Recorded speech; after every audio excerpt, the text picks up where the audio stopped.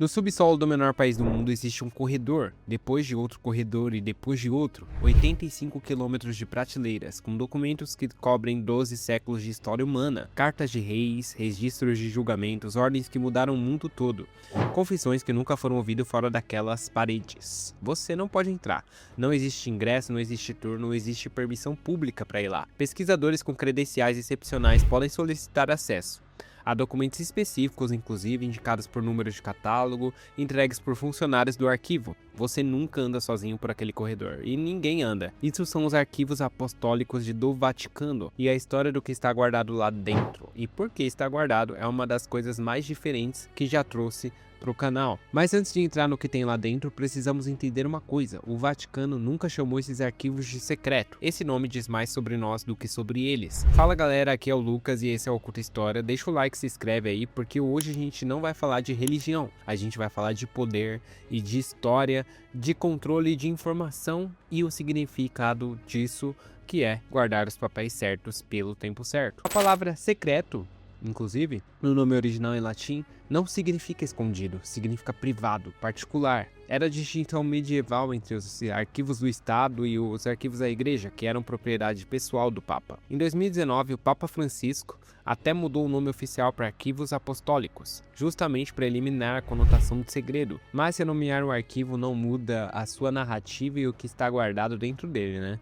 O arquivo foi formalmente organizado no século XVII, mas os documentos mais antigos chegavam ao século VIII. Tudo o que o Vaticano produziu, recebeu ou considerou relevante preservar ao longo de 12 séculos está ali dentro, ou deveria estar, né? O acesso era proibido para qualquer pessoa de fora até 1881, quando o Papa Leão abriu parcialmente o arquivo para pesquisadores, parcialmente com critérios, com muita supervisão e com limites que até hoje prevalecem, tá? Hoje, aproximadamente 1.200 pesquisadores por ano têm acesso, historiadores acadêmicos, jornalistas com credenciais específicas. Cada um pode solicitar documentos por número de catálogo. Você não navega pelo arquivo, você pede o que quer, se souber o que quer e torce para que alguém te traga ele. E o catálogo, a lista do que existe, não é completamente público. Você pode saber que alguma coisa existe, mas não necessariamente o que ela contém. Mas o que foi liberado ao longo dos anos é suficiente para entender por que esse lugar carrega tanto peso. Porque alguns dos documentos que saíram daquelas prateleiras mudaram sua noção do que aconteceu nos últimos 1000 anos.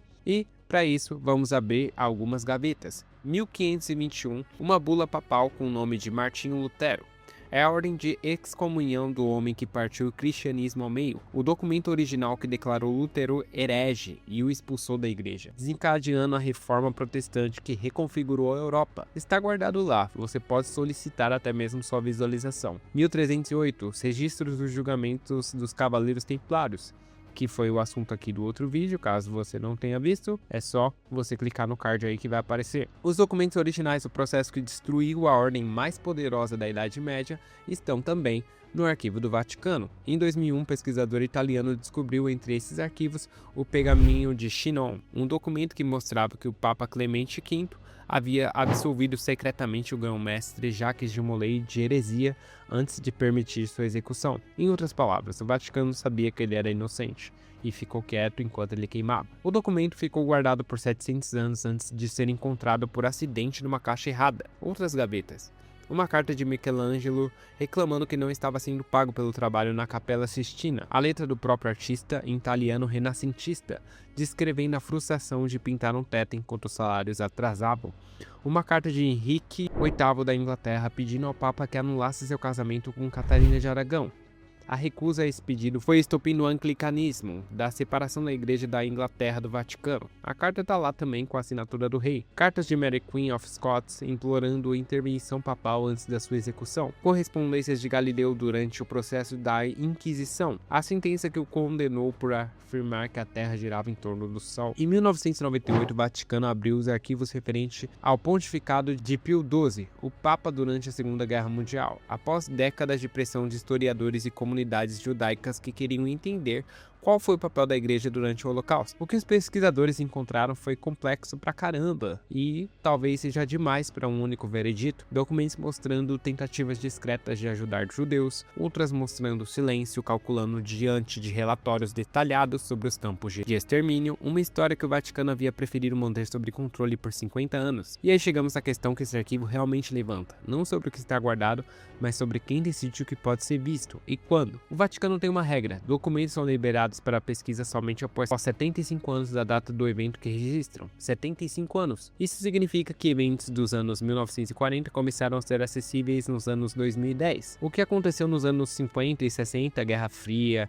o Concílio Vaticano II, as negociações com regimes autoritários na América Latina, ainda está guardado sobre liberação. É como se eles estivessem guardando os documentos, esperando as pessoas morrerem para assim revelar a sua verdadeira história por trás. A regra dos 75 anos não é arbitrária, é um mecanismo preciso de controle narrativo. Quando um documento é liberado, as pessoas diretamente envolvidas geralmente já morrem. Os governos da época já mudaram. O contexto político que tornava aquele documento explosivo já se dissolveu. A história pode ser revelada quando ela já não tem mais o poder de mudar o presente. E isso não é uma exclusividade do Vaticano. Governos do mundo inteiro fazem a mesma coisa com próprios arquivos classificados. A CIA libera documentos após décadas. O MI6 britânico tem sua própria janela de sigilo. Os arquivos do KGB foram parcialmente abertos depois da queda da União Soviética. A diferença é que o Vaticano faz isso há 12 séculos, com uma continuidade institucional que nenhum Estado moderno se aproxima, e com documentos que não são apenas registros políticos, são registros do que a instituição religiosa mais influente da história humana pensou,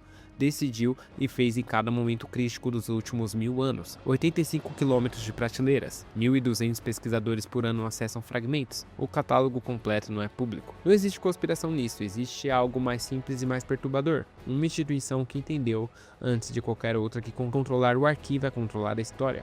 E a pergunta que fica, que nenhum pesquisador consegue ainda responder com 100% de clareza, é o que ainda está guardado e que ainda não temos vocabulário político para processar. O Vaticano escolhe o que quer mostrar, escolheu o contexto, escolheu a narrativa que envolvia cada peça exposta. E as pessoas fazem fila, com gratidão pela oportunidade de ver a instituição que decidiu o que estava na hora de mostrar. Não estou dizendo que há segredos explosivos esperando no corredor subterrâneos em Roma, mas talvez tenha. Talvez a maioria do que está lá seja exatamente o que parece: registros administrativos, correspondências burocráticas e inventários de patrimônio. Mas 85 km é muito corredor para ter certeza, e a única instituição que sabe o que está em cada prateleira é a mesma que decide quando você pode saber. E aí, o que você acha que tem escondido aí por trás dos corredores do Vaticano? E não se esqueça de deixar o like e se inscrever aqui no Oculta História.